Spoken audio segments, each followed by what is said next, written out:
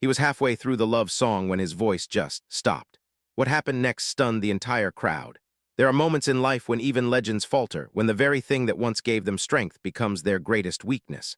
For Elvis Presley, that moment came not under the blinding lights of Las Vegas, not during a press interview, but right in the middle of a song.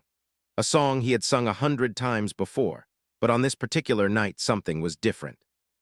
The theater was packed. The air inside the concert hall buzzed with energy, a mix of glittering gowns, flashing cameras, and eager fans waiting to see the king in his full glory. It was one of those nights where everything was supposed to be perfect. Elvis had rehearsed. His band was tight. The crowd was already hanging on to every move he made. The velvet curtains had just drawn open, and there he stood in his signature white jumpsuit, sequins catching the golden stage lights. A soft smile painted across his face. But none of that would matter in the next 5 minutes. As the first few notes of a familiar ballad echoed from the piano, a melody soft and haunting, something inside Elvis shifted. He knew this song, not just because it was part of the set list. He felt this song, it was her song, Priscilla. For a split second, his gaze drifted upward, past the front row, past the balcony, into the darkness beyond the lights, as if he was looking for her.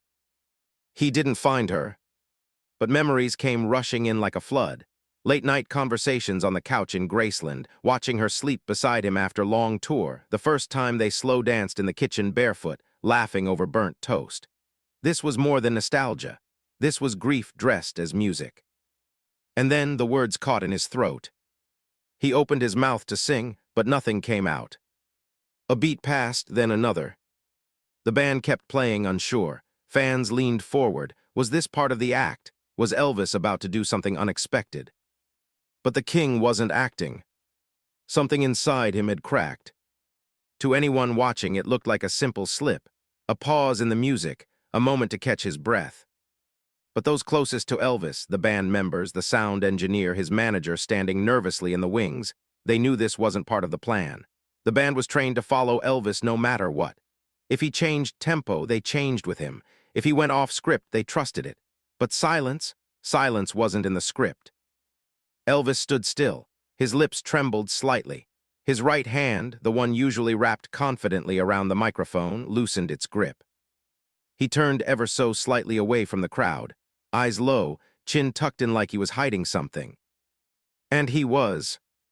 No matter how famous he became, no matter how untouchable the world believed he was, there were still cracks in the armor.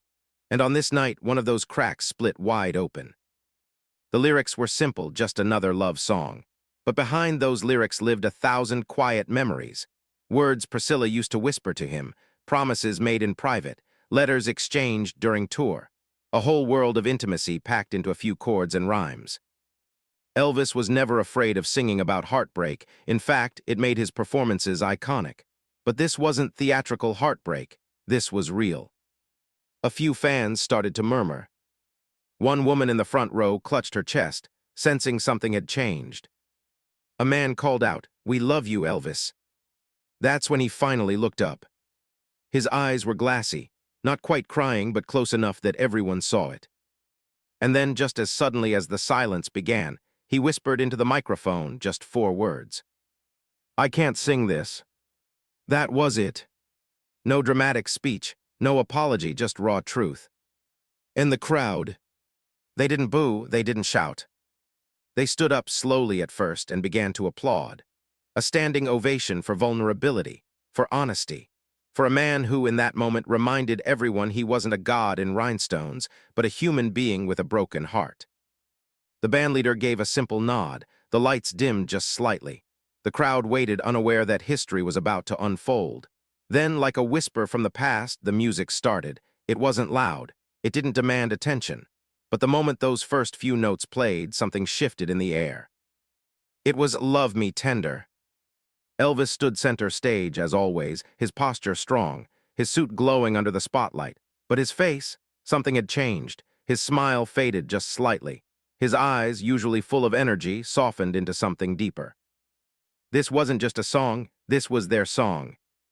Elvis had sung "Love Me Tender" 1,000 times before. It was one of his most iconic tracks. But tonight, it wasn't about fame or performance. It was about memory. Because this song belonged to Priscilla. When they first met, she was just a teenager, and he was already a rising star.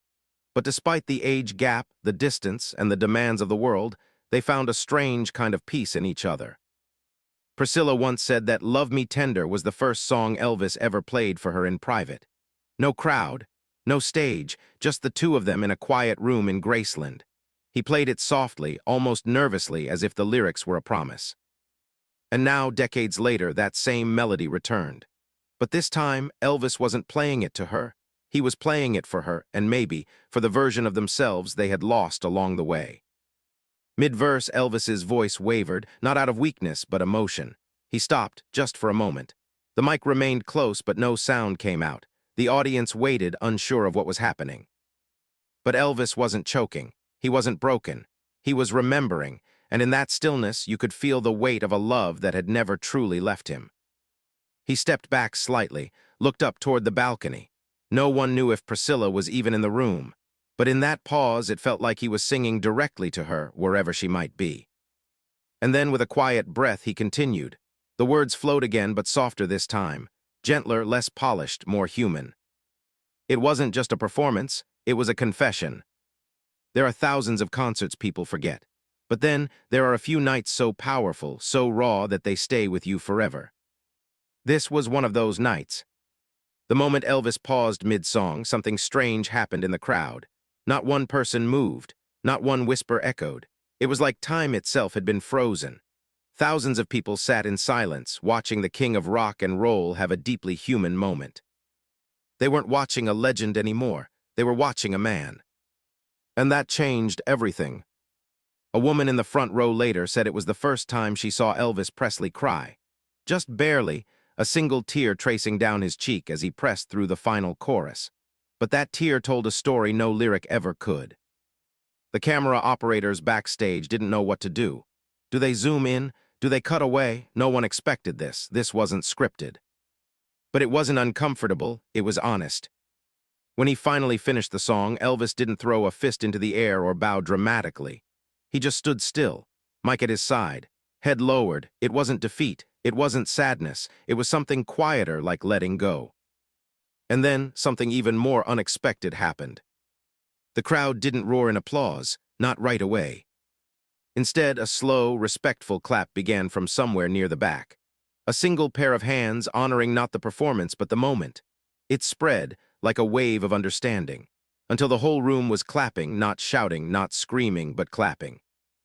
Elvis looked up, and for the first time that evening he smiled again, not the polished showbiz grin, a real one, tired maybe, but full of gratitude. He stepped back from the mic, nodded gently to the band, and whispered, "Thank you." And that was it. He didn't try to explain, he didn't need to. Everyone in that room knew they had witnessed something rare. Not just a concert, not just a song, but a piece of a man's heart offered openly and accepted with grace. That night, the legend of Elvis grew not because he dazzled the crowd, but because he let them see the weight he carried. And the crowd, they didn't just applaud the king. They understood him. As Elvis stood there, lost in memory, lips trembling ever so slightly, the silence in the room grew heavier. The band had gently lowered their volume, sensing the shift. The audience wasn't just watching a performance anymore, they were witnessing a man relive a moment that no one else could fully understand. You could hear a pin drop in that vast concert hall. Thousands of fans sat frozen. Some held their breath.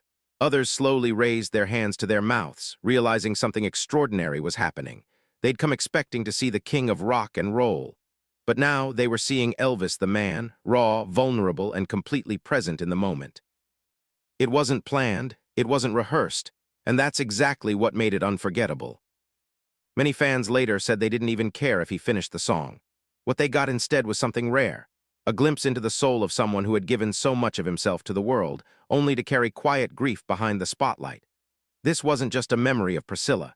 It was a flood of memories, the laughter, the mistakes, the late-night talks, the missed chances, the kind of love that lingers even after the story ends. And somehow the audience understood all of it, without Elvis needing to explain a single word. Some fans began softly clapping, not out of expectation but out of respect. Others whispered to each other, eyes wide, unsure if he would continue or simply walk off stage. But Elvis didn't leave. Instead, he took a deep breath, stepped back toward the microphone, and gave a tiny smile. It wasn't for the cameras. It was more like a quiet thank you to someone who wasn't in the room and maybe hadn't been for a long time.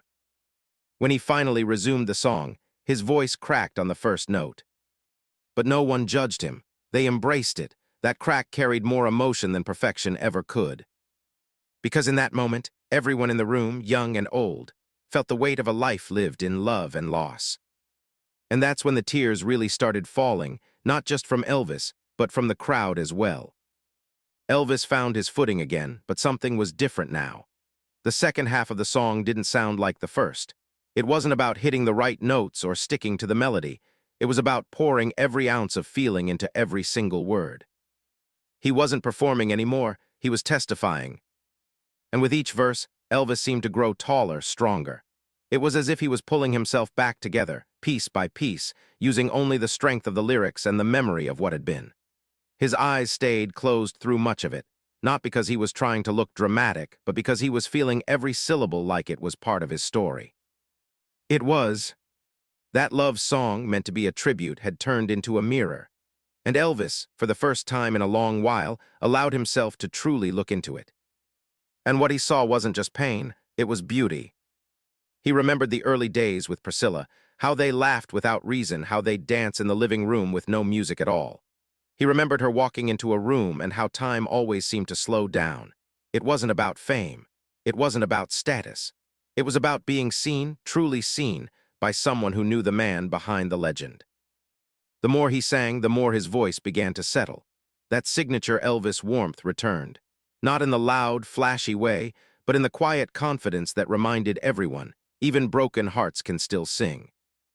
When he reached the final lines, you could feel the electricity in the room. He held the last note just a bit longer than usual, not because he wanted applause, but because he wasn't ready to let go.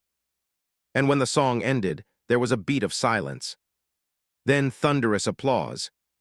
But even that wasn't enough to capture the energy that had just passed through that space. People didn't just clap, they rose to their feet, many with tears still running down their cheeks. It wasn't for the performance. It was for the courage, the honesty, the reminder that even icons feel deeply and sometimes fall apart in front of us. Elvis bowed gently, his eyes misty. And in that moment, it was clear. The king hadn't just performed a song. He had lived it. Elvis tried to finish the song. He really did. The crowd, still buzzing with excitement from earlier hits, slowly began to sense something wasn't right. The band kept playing, holding the rhythm steady, but their eyes flicked nervously toward the center of the stage where Elvis stood, frozen. The lyrics had escaped him. His mouth was slightly open, like he was about to sing, but the words wouldn't come. The orchestra gently filled the space. A backup singer softly whispered the next line, hopping to nudge him back in. But he didn't move. His eyes were glossy now, locked on the floor as if he were somewhere else entirely. Maybe back in Memphis. Maybe in that quiet room where Priscilla once played that very song on the record player, asking him if he really meant every word. For the first time that night, and maybe in a long time, Elvis Presley didn't seem like the king of rock and roll. He just looked like a man facing a memory too heavy to carry. He finally lowered the mic and let out a breath. The audience clapped anyway, unsure of what they were seeing. Was it part of the act, a dramatic pause, but the truth was more human than theatrical. The song had hit a nerve. Deep down, past the jumpsuit and the lights and the decades of fame, it had touched something he'd tried to bury, something fragile, regret, grief, a memory that hadn't dulled with time, no matter how many stages he stood on. He quietly signaled to the band, who nodded in understanding. The song faded out without resolution, and Elvis moved into the next track. He didn't say a word about the stumble, didn't joke, didn't explain, just moved on. But everyone in that room knew they had witnessed something real. It wasn't the missed lyrics or the silence that stuck with them, it was the honesty. For just a moment, Elvis Presley let the mask slip, and instead of shattering the illusion, it made him more legendary. Because the greatest performers aren't the ones who always hit every note, they're the ones who aren't afraid to show their cracks. And that night in front of thousands, Elvis Presley didn't just sing. He reminded the world that even legends bleed. So the next time someone says fame protects you from heartbreak, think of Elvis. Think of that moment under the lights, when the world's most famous voice trembled because of a single song tied to a woman he once called his forever. If this story moved you, there's so much more to uncover about Elvis Presley's life, stories most people never hear. Subscribe now, because in the next video, we explore the haunting phone call Elvis made just hours before his final performance, and what it revealed about his state of mind in his final days. You won't want to miss it.